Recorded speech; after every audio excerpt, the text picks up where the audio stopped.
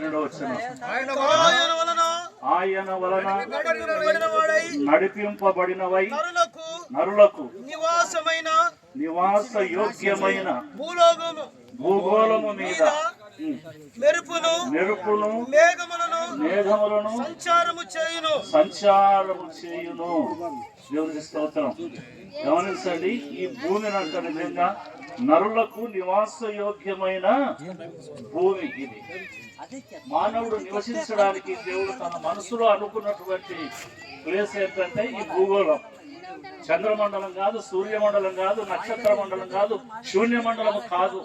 ఏదంతా ఈ భూగోళాన్ని ఆయన ఎంపిక చేసుకున్నాడు. ఈ భూగోళం మీదే గాలి, ఈ భూగోళం మీదే మనుషులు, ఈ భూగోళం మీదే జంతువులు, పక్షులు, అన్ని మానవుడికి ఉపయోగకరమైనవి అన్ని కూడా దేవుడు ఈ భూమి మీదే ఉంచాడు. దేవునికి స్తోత్రం. అంత మాత్రమే కాదు, ఈ భూమికి దేవుడు పునరుద్ధాన శక్తిని కూడా ఇచ్చినాడు. ఏం శక్తి? పునరుద్ధాన శక్తి. ఈ భూమి మీద నువ్వు ఏ విత్తనం విత్తుతావో అది మళ్ళీ చేస్తుంది, ఫలిస్తుందండి. నిజంగా దేవునికి స్తోత్రం. ఇవన్నీ ఆలోచన చేసినప్పుడు చాలా ఆశ్చర్యంగా ఉంటది. నరుణ్ణి నువ్వు ఎంతగా ప్రేమించడం ప్రభువా అనిపిస్తూ ఉంటుంది. కనుక గమనించండి దేవుని బిడ్డలారా, ఈ నరులకు నివాస యోగ్యమైనటువంటి ఈ భూమి మీద కదా పరలోకంలో ఉన్నటువంటి దేవుడు నిజంగా అవును నరుల కోసం ఈ రోజున ఈ భూమి మీదకి తండ్రి చేత పంపబడినటువంటి నెల. దీన్ని ఆనంద నెల అంటారు అనమాట. ఏమంటుంటారు ఎక్కువగా? ఆనంద నెల. గత కొన్ని దేశాల్లో గమనిస్తే కనుక 2 నెలల నుంచి ఈ నెలను ఈ ఆనందకరమైనటువంటి నెల అని పిలుస్తూ ప్రతిరోజు ఈ యొక్క సంగతులను వాళ్ళు ధ్యానం చేసుకుంటూ దేవుణ్ణి స్తుతిస్తూ దేవుని ఘనపరుస్తూ దేవుణ్ణి మహిమపరుస్తూ ఉంటారు దేశాల్లో. కనుక గమనించండి, నిజంగా దేవుని బిడ్డలారా కదా, ఇద్దరు చంద్రమండలానికి వెళ్ళారు. మీకంతా తెలిసి ఉండొచ్చు. ఇంతకుముందు ఫస్ట్ వెళ్ళినది ఏ సంవత్సరం అయినా 1967వ సంవత్సరం ఫస్ట్ ఆయన వెళ్ళిపోయినాడు. రెండవదిగా ఇంకొక ఆయన జేమ్స్ వాట్ అని చెప్పేసి ఆయన కూడా వెళ్ళిపోయినాడు అనమాట. రెండో ఆయన వెళ్ళిపోయి ఏం చేసినాడంటే చంద్రమండలం మీదకి జీపు తీసుకొని పోయి జీపు నడిపి అక్కడ ఒక పరిశుద్ధ బైబిల్ గ్రంథాన్ని ఉంచి వచ్చాడు. ఆయన చెప్పినటువంటి మాట ఏంటంటే, నేను చంద్రమండలానికి అడుగుపెట్టి రావడం గొప్ప సంగతి కాదు, కానీ సర్వోన్నతుడు, మహోన్నతుడు, దేవదూతల చేత నిత్యము స్తుతింపబడుతున్నటువంటి వాడు, ఏ దేవుడైతే ఈ యొక్క మండలాలను కదా భూమండలాన్ని, నక్షత్ర మండలాన్ని ఇవన్నీ కలగజేసినాడో ఆ దేవుడు భూమి మీదకి రావడం అద్భుతం, సంతోషం, ఆనందం కదా. సార్ చెప్తుంటున్నాను, అది ఏం ఆనందం అంట? మహానందం అంట. దేవునికి స్తోత్రం కలుగును గాక. కనుక గమనించండి దేవుని బిడ్డలారా. అవును, నేను ఎక్కువ లోపలికి వెళ్ళలేకపోతూ ఉంటున్నాను. అంటే హిస్టారికల్గా ఈ మాటలు నేను చెప్పాలా అని చెప్పేసి అనుకున్నాను. ఇది ఎప్పుడు ప్రారంభమైంది, ఎచ్చట ప్రారంభమైంది ఈ యొక్క సపోజ్ క్రిస్టమస్? అసలు సపోజ్ క్రిస్టమస్ అంటే ఏంటి? ఎవరు ఏర్పాటు చేసినాడు? ఒక క్రైస్తవుడా లేకపోతే ఒక హిందువా అని చెప్పేసి నిజంగా ఇవన్నీ కూడా ఉంటున్నాయి, కానీ చెప్పడానికి వీలు లేదు. ఎందుకంటే ప్రసంగికులు ఎక్కువ ఉన్నాం కనుక సమయాన్ని నేను కూడా అట్లా తగ్గించుకుంటూ వెళ్ళిపోతాను. దేవునికి స్తోత్రం కలుగును గాక. గమనించండి దేవుని బిడ్డలారా, ఈ నివాస యోగ్యమైనటువంటి భూమి ఎవరిది? మానవుడికి ఇచ్చినది. ఎవరు ఇచ్చినాడు? దేవుడే ఇచ్చినాడు అనమాట. ఆ దేవదేవుడే ఈ భూమి మీదకి వచ్చినటువంటి సందర్భం ఈ నెలలో ఈ క్రిస్టమస్. ఆయన రాకుంటే మనకు క్రిస్టమస్ ఉండేది కాదు. నిజంగా మనుషులందరికీ సంతోషకరమైనటువంటిదంట ఈ క్రిస్టమస్. బైబిల్ గ్రంథంలో మనం కనుక గమనిస్తే కదా, ఈ క్రిస్మస్ను జ్ఞానులు జరుపుకున్నట్టుగా ఉంది, ఈ క్రిస్మస్ను నక్షత్రాలు జరుపుకున్నట్టుగా ఉంటున్నాయి, ఈ క్రిస్మస్ను దేవదూతలు జరుపుకున్నట్టుగా ఉంటున్నారు. అవును, నిజంగా ఈ క్రిస్మస్కు కదా అంతకంటే ముందు ప్రయాణం చేసినటువంటి ప్రయాణికులు కూడా పరిశుద్ధ లేఖనాన్ని కనుక మనం గమనిస్తే కనుక అవును, మనకంటే ముందు కదా, కొత్త నిబంధన కంటే ముందుగా వెళ్ళినటువంటి వాళ్ళు కూడా పరిశుద్ధ బైబిల్ గ్రంథంలో ఉంటున్నారు. దేవునికి స్తోత్రం కలుగును గాక. ఒక ప్రశస్తమైనటువంటి స్థలం అని చెప్పేసి నేను అనుకుంటూ ఉంటున్నాడు. ఎక్కడ కోరుకున్నాడు ఆయన భూమి మీద? బెత్లెహేం. ఎక్కడ? బెత్లెహేము నిజంగా యేసు క్రీస్తు యొక్క ప్రభు భూమి మీదకి రావడానికి గమనించండి. నిజంగా ప్రవచనాలు బైబిల్లో 400 ప్రవచనాలు. ఎన్ని ప్రవచనాలు? 400 ప్రవచనాలు. నిజంగా ఒక రాజు వస్తున్నాడు, ఇప్పుడు మన దగ్గరికి ఎమ్మెల్యే వస్తున్నాడు అంటే కదా, అక్కడికి వచ్చినాడు, ఇక్కడికి వచ్చినాడు, దగ్గరికి వచ్చినాడు, ఇవన్నీ చెప్పుకుంటూ వచ్చారు మన వాళ్ళు. కనుక ఆయన కూడా పరలోకంలో నుంచి రావడానికి నిజంగా ఎన్ని ప్రవచనాల్లో కదా. యెషయా గ్రంథాన్ని చూస్తే కనుక ఆయన ప్రవచించాడు. లాస్ట్కు మలాకి గ్రంథకర్త ఒకటేసారి ఎక్కడ పుడతాడో ఊరి పేరే మెన్షన్ చేసి వేసేసినాడు. దేవునికి స్తోత్రం. పాత నిబంధన గ్రంథమంతా కూడా 4000 చరిత్ర. ఆది కాండం నుంచి 11వ అధ్యాయం వరకు, ఆది కాండం 11వ అధ్యాయం లాస్ట్ వరకు 2000 చరిత్ర. అక్కడి నుంచి మలాకి గ్రంథం వరకు 2000 చరిత్ర. అక్కడి నుంచే ఖాళీ పుస్తకాలు 400 చరిత్ర. యేసు ప్రభు ఈ లోకానికి వచ్చినటువంటి తర్వాత 2025 సంవత్సరాల చరిత్ర. 2025లో మనం ఉంటున్నాం. దేవునికి స్తోత్రం కలుగును గాక. గమనించండి దేవుని బిడ్డలారా, నేను అనుకుంటూ ఉంటాను నిజంగా ఇది మనం చేసుకునే బర్త్డే. ఎన్నో బర్త్డే? 2025వ బర్త్డే. నిజంగా ఈ బర్త్డే ఫంక్షన్కు అందరూ వచ్చారు. ఎమ్మెల్యే గారు కూడా వచ్చిపోయినారు. నిజంగా పరలోకంలో ఉన్నటువంటి దేవుడు కూడా తన కుమారుని భూలోకానికి పంపిన సందర్భంగా ఆయన ఏం చేశాడు? బర్త్డే. ఆయన ఏం చేసినాడు? బర్త్డే. నేను అనుకుంటూ ఉంటాను నిజంగా, ప్రభా ఈ సంవత్సరం మాకు కొత్త సంగతులను బయలుపరచు, కొత్త సంగతులను మీరు బయలుపరచండి అని చెప్పేసి నిజంగా గమనించండి దేవుని బిడ్డలారా. అవును, నిజంగా చాలా బర్త్డేలు చూసినా నేను. మీరు కూడా చూసి ఉండొచ్చు దైవ సేవకులు, ఎక్కడెక్కడో పిలువబడి ఉంటారు మీరు బర్త్డే. ఎంతమంది సేవకులు జరిపినని బర్త్డేలు ఎవరు జరిపిండరు. నిజంగా ఒకవేళ ఒక ఇంట్లో తల్లిదండ్రులు ఉంటే 5 మంది సంతానం ఉంటే 5 బర్త్డేలు జరిపింటారు వాళ్ళు. కానీ సేవకులకు మాత్రం సంఘంలో ఎంతమంది ఉంటే ఇంకా అన్ని బర్త్డేలు జరిగించారు. నేను కొన్ని బర్త్డేలకు వెళ్ళినాను. బర్త్డేలుగా ఒక వాక్యం చెప్పడం జరిగింది. గమనించండి నిజంగా కొన్ని బర్త్డేల గురించి నేను అడిగినాను. ఏంటి వాళ్ళు అక్కడ ఈ రోజున సేమ్యాలు వేసి ఆ స్టేజ్ కట్టుకుంటూ ఉంటున్నారు, బల్బులు వెలిగిస్తూ ఉంటున్నారు అని చెప్పేసి అడిగినప్పుడు వాళ్ళ కొడుకు బర్త్డేలే. ఇది అయిపోయిన తర్వాత 3 రోజుల అవతల కూడా ఒక కాలనీ అనమాట. వాళ్ళు కూడా ఇంతకంటే కొంచెం గ్రాండ్గా చేస్తారనమాట. అది ఒక బర్త్డే. గమనించండి దేవుని బిడ్డలారా, నిజంగా ఇటువంటి వీళ్ళకి ఆలోచన చేస్తే ఒకసారి మాది నంద్యాల దగ్గర పల్లెటూరు, మాది సర్కస్ పడింది. ఆ సర్కస్ యొక్క ఫోకస్ ఎంత దూరం కొడుతుందంటే 35 కిలోమీటర్లు కొడుతుంది. ఎంత దూరం? 35 కిలోమీటర్లు కొడుతూ ఉంటుంది ఆ ఫోకస్. తన కుమారుడు భూమి మీదకి వచ్చిన సందర్భంలో ఆయన ఒక బర్త్డే చేశాడు. పెద్ద బల్బు అడగట్టాడు, ఆకాశంలో కట్టాడు ఆయన. అది 35 కిలోమీటర్లు కాదు, 70 కిలోమీటర్లు కాదు, లోకమంతా. ఎక్కడ? లోకమంతా అంత వెలుగంత. ఆ పాట చాలా బాగుంటుంది. లోకమంతట వెలుగు ప్రకాశించెను యేసు జన్మించినప్పుడు. అవునండి, లోకరక్షకుడు ఆయన. ఎవరైనా లోకరక్షకుడు కదా, లోకానికి రక్షకునిగా ఉండడానికి పంపించాడు అని ఆ రెఫరెన్స్ చెప్తుంటే విన్నాను. నిజంగా యోహాను రాసిన సువార్త 4వ అధ్యాయము 14 వచ్చిన మరోసారి చదువుకుందాం. యోహాను రాసిన సువార్త 1 యోహాను 4వ అధ్యాయం, కరెక్టేనా? 4వ అధ్యాయం 14 వచ్చిన లోకరక్షకుడుగా పంపడానికి మరియు తండ్రి తన కుమారుని ఈ లోకానికి ఎట్లా ఉండాలంట? రక్షకుడుగా ఉండడానికి మేము చూచి దేవుడికి స్తోత్రం సాక్ష్యం ఇస్తూ ఉంటున్నాం. ఒక ప్రత్యేకమైనటువంటి వ్యక్తి యోహాను గారు. బైబిల్ గ్రంథములో మత్తయి రాసిన సువార్త, మార్కు రాసిన సువార్త, లూకా రాసిన సువార్త, ఇవన్నీ మనం చదువుకుంటూ ఉంటున్నాం.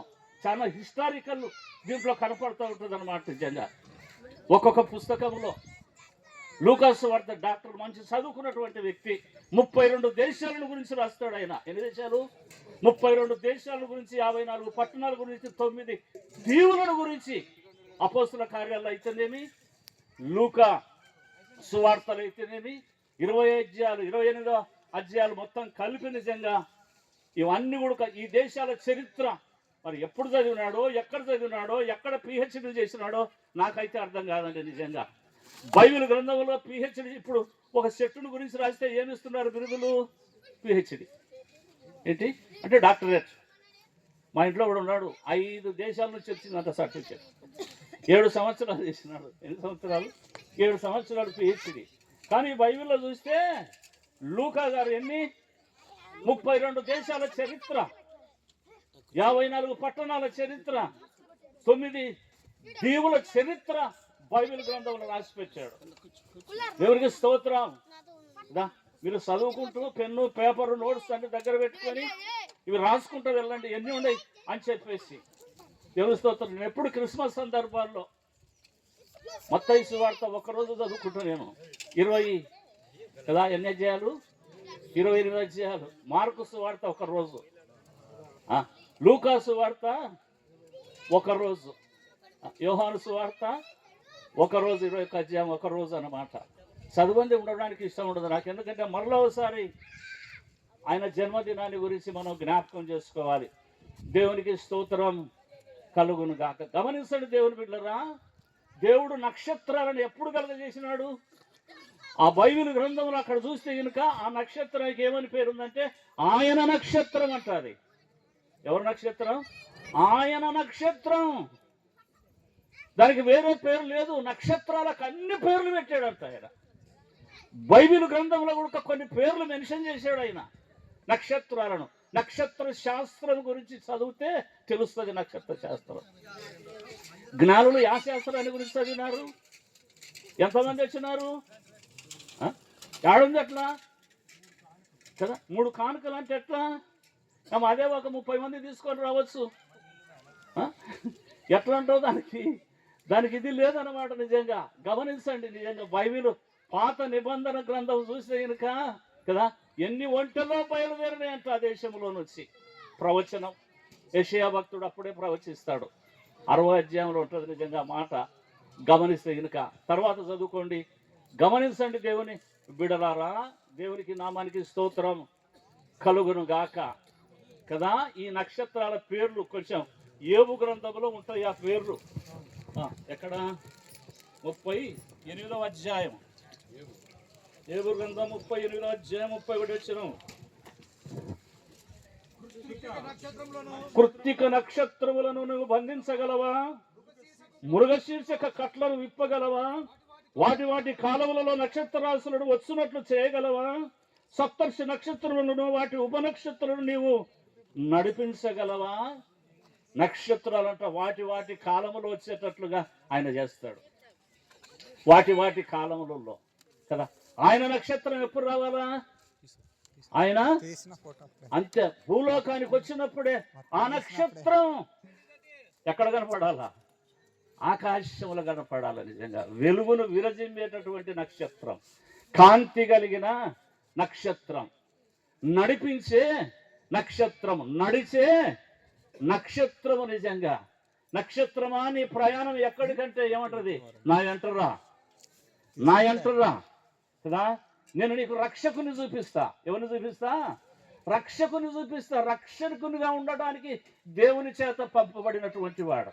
ఇంజనీర్గా ఉండడానికి ఈ భూలోకానికి పంపలే ఆయన. ఇంజనీర్గా ఉండడానికో, సేవకునిగా ఉండడానికో, కొంపలు కూల్చడానికి ఉండడానికి పంపినట్టుగా లేదు బైబిల్ గ్రంథంలో. దేనికోసం? రక్షకుని కదా. ఏ రక్షణ అయితే మానవుడు ఏదేను యొక్క తోటలో పోగొట్టుకున్నాడో, ఏదేను తోటలో మానవుడు పోగొట్టుకున్నాడో నిజంగా అవునండి, ఆ రక్షణను తిరిగి పొందడానికి నిజంగా మానవునికి దేవునికి విడిపోయినటువంటి సంబంధాన్ని మళ్ళా కలపడానికి ఆయన రక్షకుడుగా ఈ లోకానికి వచ్చాడు. దేవునికి స్తోత్రం కలుగును గాక. రక్షణ ఎట్లా పోగొట్టుకున్నారు వాళ్ళు? రక్షణ ఎట్లా పోగొట్టుకున్నారు? గమనించండి, ఎట్లా పోగొట్టుకున్నారు కదా. ఆజ్ఞాతిక్రమమే, ఆజ్ఞాతిక్రమమే. ఓసారి చదువుతారా? 3:17 ఆదికాండం 3:17 ఆదికాండం 3:17 స్పీడ్గా ఆయన ఆదాముతో అని మాట్లాడుతూ ఉంటున్నాడు. ఎవరితో మాట్లాడుతుంటాడు? ఆదాముతో. సృష్టికర్త అయినటువంటి దేవుడు ఆదాముతో మాట్లాడుతున్నటువంటి సందర్భం ఇది. చదవండి. ఎవరి మాట? నీవు నీ భార్య మాట విని తినవద్దని నేను నీకు ఆజ్ఞాపించినటువంటి వృక్ష ఫలములు తింటివి కనుక నీ నిమిత్తం మొత్తం అయిపోయింది. కథం అయిపోయింది. నిజంగా ఎవరి మాట అయిని? నీ భార్య మాట. భార్య మాట అయిన తోడా ఎవడన్నా ఉన్నాడు ఇక్కడ? ఊరికి ఎగిరెగిరి పడుతుంటారు అన్నమాట వాళ్ళ మాట విని. బైబిల్ గ్రంథాన్ని చూడండి. దేవుని మాటలు విన్నటువంటి వాళ్ళు కూడా బైబిల్ గ్రంథంలో ఉంటున్నారు. ఎవరు దేవుని మాట విన్నారో వాళ్ళ జీవిత చరిత్ర ఒకసారి చదవండి మీరు. వారి జీవితాలు ఎట్లుంటాయో. కొంతమంది అంటుంటారు, వాని మాటని చెడిపోతామ్మా నేను. ఇనాకు వాని మాటను. ఎవరి మాట వినాలా? దేవుని మాట. దేవుని మాట వినండి. నిజంగా అబ్రహాము దేవుని మాట వినెను, ఇస్సాకు దేవుని మాట వినెను, యాకోబు దేవుని మాట వినెను. యాకోబు నువ్వు చెప్తాడు, యాకోబు నువ్వు దేవుని మాట వినుకుంటూ వచ్చినావు కదా, ఆయన నీకేం చేసినాడు? నీ అనుభవాలు ఏంటి? నీ కర్తవ్యం ఏంటి? నిజంగా ఒక్కసారి బైబిల్ గ్రంథంలో చూసుకుందాం. ఆదికాండం 36వ అధ్యాయం 7వ వచనం. ఆదికాండం 36:7. తొందరగా తీయాలి మీరు. వారు విస్తారమైన సంపద గలవారు గనుక వారు కలిసి నివసింపలేకపోయిరి. వారి పశువులు విపరీతమై ఉన్నందున వారి పరదేశులై ఉండిన భూమి వారిని భరింపలేని ఆస్తి ఎవరిది? యాకోబుది. ఎంత? భరింపలేనటువంటి ఆస్తి. యాకోబు, ఆస్తి ఎంత ఇచ్చాడయ్యా నీకు అంటే భూమి మాట్లాడుతుంది. ఏమని? నా శాత కాకున్నది ఈయనను భరించడానికి, ఈయన ఆస్తిపాస్తులను భరించడానికి. క్రైస్తవుడా, నీ జీవితంలో ఎందుకు నువ్వు వెనకడు? ఎందుకు నీకు అప్పులు కదా? ఎందుకు బీద కేకలు? ఎందుకు అడుక్కో తినడం? దేవుడు ఇయ్యడా? ఇస్తాడండి. దేవునికి స్తోత్రం. హల్లెలూయా. దేవునికి స్తోత్రం కలుగును గాక. ఎవరి మాట వింటే? దేవుని మాట వింటే కదా. ఒక ఆమెకు పూనకం వచ్చి యేసుప్రభు భూమి మీద ఉన్నప్పుడు సభలో అంటదన్నమాట, అయ్యా నువ్వు కుడిసిన స్తనములు, నిన్ను మోసిన గర్భం ధన్యమైందంటే యేసుప్రభు అంటాడు, అవును కానీ నువ్వు చెప్పేది కరెక్టే, కానీ నా మాట విని నా మాటను నువ్వు గైకొంటే మరీ ధన్యులు. ఎవరంట?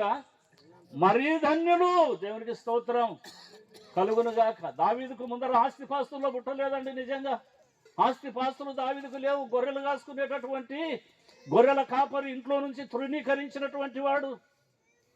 ఆయన జీవిత చరిత్ర మనం అర్థం చేసుకుంటే చాలా దీన చరిత్ర. కానీ ఒక రోజున చక్రవర్తిగా చూస్తాం మనం. ఇశ్రాయేలు దేశాన్ని 40 సంవత్సరాలు తిరుగులేని ఏకా చక్రవర్తిగా పరిపాలన చేసినటువంటి వాడు. ఏందయ్యా నీ అనుభవం అంటే ఏం చెప్తారు తెలుసునా? నేను అంతే, నాకు అదే వర్రం. యాది 119 కీర్తన 56 వచ్చిన 119:56 కదా. మనలకు వరాలు ఏమేమి ఉన్నాయంటే మొత్తం చెప్పుకుంటుంది సార్. ఇక ఈయన అంటాడు, నిజంగా నీ ఉపదేశమును అనుసరించి నడుచుకొనుచున్నాను. యాదంట అంతే. ఆయన మాట సృష్టికర్త మాట. నీతో మాట్లాడడానికి ఆయన నీకు రక్షకుడుగా వచ్చినాడు లోకానికి. నీతో ఉండడానికి వచ్చాడు. నిజంగా మానవుడుగా ఆయన ఉండడానికి మానవ శరీరం దాల్చుకొని ఈ లోకానికి వచ్చినటువంటి వాడు రక్షకుడు, నీ తండ్రి. దేవునికి స్తోత్రం కదా. దూతలారా వెళ్ళండి. ఎక్కడికి? నా కుమారుడు భూమి మీద పుట్టాడు. బర్త్డే పాటలు పాడండి, హ్యాపీ బర్త్డే పాటలు పాడండి. అప్పుడే కదా ఆ దూతల సమూహం మొత్తం భూమి మీదకి దిగి వచ్చి ఆ దూతతో కలిసి స్వరాన్ని కలిపి ఏం చేస్తూ ఉంటున్నారంట? ఆ పాట పాడండి, ఎంత బాగుంటుందో. లూకా రాసిన సువార్త 2వ అధ్యాయం. దేవునికి మహిమ, ఆయనకి ఇష్టలైన మనుషులకు భూమి మీద. ఇదంతా ఒక కోరస్. ఒకసారి తీసి చదవండి. ఒక్క దూత పాడిందో ఎంతమంది దూతలు పాడినారు? దూతల సమూహం. పరలోకం ఖాళీ అయిపోయింది. దేవుడు పర్మిషన్ ఇచ్చాడు. నా కుమారుడు భూమి మీద ఉన్నాడు, హ్యాపీ బర్త్డే పాటలు పాడండి పోయి దూతలారా, ఆయనని ఇక్కడ మీరు చూడలేదు కదా. తిమోతికి రాసిన పత్రిక అంటాడు, ఎవడు సమీపింపరానటువంటి మహా తేజస్సులో ఆయన అమరత్వం కలిగినటువంటి వాడు అంట. నిజంగా ఆయన కదా, ఏ దేవదూతలు కూడా ఆయన చూసి ఉండలేదు. యెషయా గ్రంథం 6వ అధ్యాయం 2వ వచనం చదివితే సైన్యములకు అధిపతి యెహోవా పరిశుద్ధుడు పరిశుద్ధుడు పరిశుద్ధుడు అని ఎట్లా చెప్తున్నారట. వాళ్ళు 2 రెక్కలతో కళ్ళు కప్పుకున్నారు చూడలేక, కాంతిని చూడలేక 2 రెక్కలతో కాళ్ళు కప్పుకున్నారు నిజంగా కదా. అదే పాట రాసినది, పరిశుద్ధ పరిశుద్ధ వరదూతలైన నిన్ను చూస్తే కదా వర్ణించేది. ముక్కు ఇట్టుండే, చెవులు ఇట్టుండే, నోరు ఇట్టుండే, గొంతు ఇట్టుండే, గాత్రం ఇట్టుండే అని చెప్పడానికి కదా, వర్ణించలేనటువంటి కదా. గమనించండి, ఎప్పుడు ఆయన చూసే భాగ్యం దొరికిందంటే యేసు ప్రభు తను తాను తగ్గించుకొని రిక్తునిగా, బైబిల్ గ్రంథంలో ఒక మాట అంటాడు, దాసుని రూపము దాల్చుకొని. ఎట్లా కోటు ఎంత ఏమన్నా వేసుకనీకి లేదే, కోట్ లేదే వేసుకనీకి. మనకు కోట్లు ఇచ్చినాడు దేవుడు కదా, మనకేమిచ్చినాడు? కోట్లు ఇచ్చినాడు, మనకు బట్టలు ఇచ్చినాడు. ఏ బట్టలు? ఆయనకి ఆ బట్టలు. ఇది పొట్టిగూడల క్రిస్మసా, కొత్తగూడల క్రిస్మసా? నేను ఆ క్రిస్మస్ చెప్తే బాగుండు ఈరోజు. దేవునికి స్తోత్రం కలుగును గాక. గమనించండి దేవుని బిడ్డలారా, నిజంగా కదా. అవునండి, నిజంగా నీతి సూర్యుడు ఆయన. ఎవరైనా నీతి సూర్యుడు అండి కదా. ఆయన నోట ఏ అబద్ధము రాలేదు. నిజంగా ఆ వచనాలు చదివింది ఒక్కొక్క అధ్యాయాన్ని చాలాసార్లు చదువుతూ ఉంటాను. నిజంగా ఏమన్నా కనపడుతుందా ఎక్కడైనా? ఏది కనపడలేదండి. దేవునికి స్తోత్రం. ఏ మాట నిజంగా ఆయనకు కనపడలేదు నిజంగా కదా. ఆయన ఒక ఉపమానం అంటాడు, అయితే మీరు దీనికి చెప్పండి, నేను దానికి చెప్తా అంటే వాళ్ళకి తెలిసి కూడా చెప్పరు. ఈయన అంటాడు, నాకు తెలిసి నేను చెప్పను, నేను కూడా చెప్పను అంటాడు. నాకు తెలియదు అన్నాడా అనాల. అట్టంటే ఈయనకు ఆయన కూడా కపద్ది కూడా అవుతాడు, నేను చెప్పను. దేవునికి స్తోత్రం కలుగును గాక. గమనించండి దేవుని బిడ్డలారా, భూమి మీద హ్యాపీ బర్త్డే పాటలు ఎవరు వచ్చినారు? నాకు అనిపిస్తుంది బెత్లెహేం ఎట్టుంటుందో, అని ఆశీర్వాదం అని ఎట్టుంటుంది. పరలోకపు దేవుండు ఉయ్యాలో, పుడమిపై పుట్టేనే ఉయ్యాలో, సుక్క ఇంటి పైన ఉయ్యాలో, చక్కగా నిలిచేను ఉయ్యాలో, మధ్యరాత్రి వేళ ఉయ్యాలో, అంతయు సంభ్రమే ఉయ్యాలో. భక్తుడు దేవదాసయ్య గారు 64 చరణాలు రాసినాడు ఈ పాట. ఈ పాటలు స్త్రీలు పాడుకుంటా ఒరినాట్లు వేస్తే సాయంత్రం వరకు వాళ్ళకు ఈ నడుముల్లో పుల్లెలవంట, వాళ్ళకు నడుముల్లో పుల్లెలవంట. పాటలో ఉన్నటువంటి శక్తి, ఆ పాటలో ఉన్నటువంటి బలం, ఆ పాటలో ఉన్నటువంటి స్వస్థత, ఆ పాటలో ఉన్నటువంటి దైవ కార్యం అండి నిజంగా. అది దేవునికి స్తోత్రం కలుగును గాక. కనుక నక్షత్రం ఆకాశంలో దేవుడు కట్టాడు కదా. తూర్పు దేశపు జ్ఞానులు మహా జ్ఞానులు. బైబిల్ గ్రంథంలో 2 మాత్రం మెన్షన్ చేస్తాడు, తూర్పు దేశపు జ్ఞానులను, ఐగుప్తీయులు జ్ఞానులు. వాళ్ళ క్రిస్మస్ వేరు. వాళ్ళ క్రిస్మస్ ఒకసారి చెప్పుకుందాం.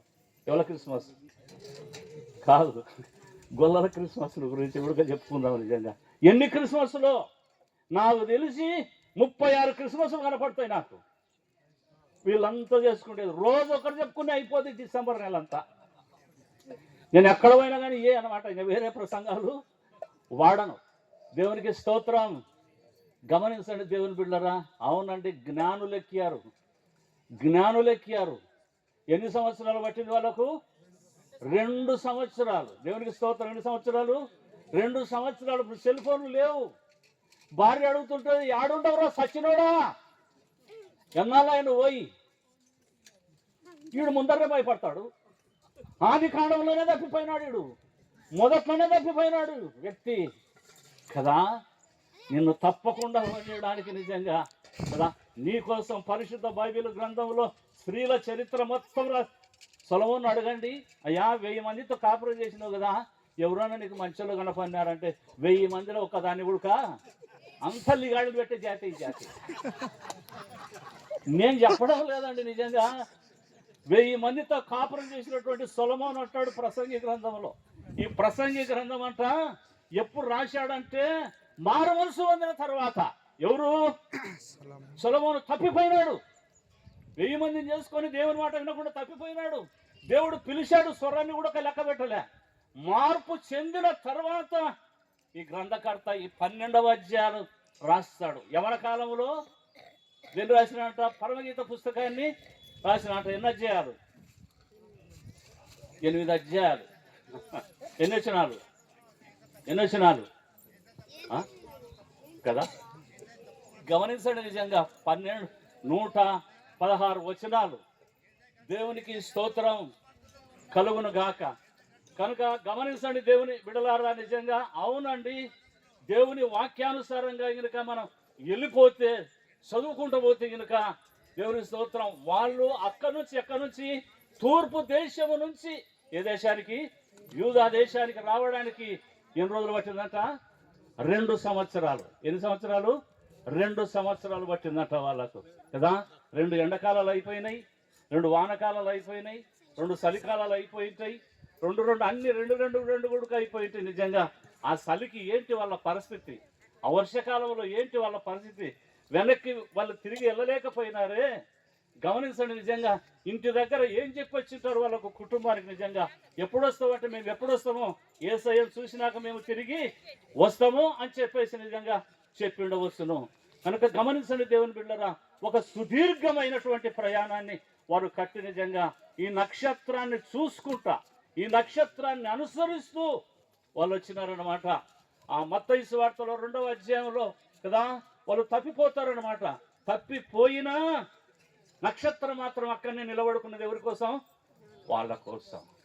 దేవునికి స్తోత్రం. ఎక్కడికి వచ్చింది? చక్కగా ఆ యేసు ఉన్న స్థలానికి, బెత్లెహేముకు వచ్చేసింది. బెత్లెహేములో వచ్చి ఎక్కడ నిలబడుకున్నది? యేసయ్య ఉన్న ఇంటి దగ్గర నిలబడుకున్నట్లుగా వాక్యంలో వ్రాయబడుతుందంట. అప్పుడు వీళ్ళు తీసుకొని వచ్చి, నిజంగా వాళ్ళు తీసుకొని వచ్చిన అవన్నీ కూడా నిజంగా యేసయ్య పాదాల దగ్గర పెట్టి యేసయ్యను ఆరాధించినట్లుగా దేవుని యొక్క వాక్యంలో రాయబడింది. నాకు అనిపిస్తుంది మళ్ళీ తిరిగి వెళ్ళడానికి మళ్ళీ ఎన్ని సంవత్సరాలు పట్టింటుంది? నేను కొంచెం ఊరిముఖం కదా, నేను తప్పలే అంచనా వేసుకొని ఉంటాను అనమాట. 6 నెలలు తగ్గించుంటాను నేను కదా. ఊరిముఖం కదా, వంటలు కూడా కెట్టవుతాయి. ఊరిముఖం స్పీడ్గా వెళ్ళిపోతాయి. నిజంగా దేవునికి స్తోత్రం కలుగును గాక. గమనించండి, ఇంత కెట్టయినా కానీ ఊరికి వెళ్ళిపోయి ఉంటారు. ఎన్ని సంవత్సరాలు పట్టింటుంది? 3 అంటాం, 3.5 అనుకుంటాం, 4 అనుకుందాం. నిజంగా గమనించండి, మనకైతే కరెక్ట్గా లెక్కలు లేవు, కానీ మనం అనుకోవచ్చు నిజంగా అట్లా. ఊరికి పోయితే ఒకవేళ వచ్చినప్పుడు అమ్మాయి కానిపోయింది అనుకో, ఈ జ్ఞాని అమ్మాయి, డాడీ ఎవరు వచ్చినారు, అమ్మాయి ఎవరు వచ్చినారు మన ఇంటికి కదా.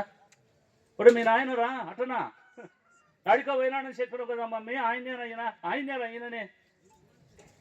దేవునికి స్తోత్రం కలుగును గాక. గమనించండి దేవుని బిడ్డలారా, అట్లా వాళ్ళు జ్ఞానుల క్రిస్మస్. ఏం క్రిస్మస్ అది? జ్ఞానుల క్రిస్మస్. లేకుంటే నక్షత్రం క్రిస్మస్. ఎక్కడ ప్రయాణాన్ని ఆపేసింది? ప్రయాణాన్ని హెరోదు రాజు దగ్గర తన ప్రయాణాన్ని ఆపినటువంటి సమయం. దేవునికి స్తోత్రం కలుగును గాక. సమయం నాది అయిపోయింటుంది. నేను కొంచెం ఎక్కువనే తీసుకున్నట్టు ఉంటుంది నాకుగా. అయినా గమనించండి, నన్ను క్షమించండి.